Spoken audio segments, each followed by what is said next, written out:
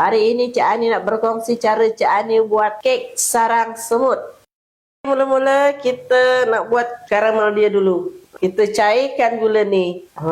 Dah cair elok dah. Okey, kita tuangkan air panas sebanyak 1 cawan secara perlahan-lahan. Okey. Okey, bila gula kita dah cair, kita masukkan gula merah. Kita masukkan margarin 1,5 sudu. Okey, kita tutupkan api dan kita biarkan dia sejuk. Tepung ni sebanyak 1 cawan. Baking powder 1 sudu. Soda pun 1 sudu. Ni kita ayatkan.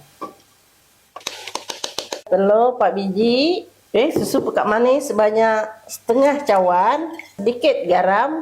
Kita masukkan tepung yang kita ayak tadi. Dan kita sulangkan dengan air gula tadi yang kita masak tadi. Ni loyang kita sapukan margarin. Sini saya taburkan sedikit tepung. Kita tuang adunan ni ke dalam loyang. Sambil tu kita tapislah.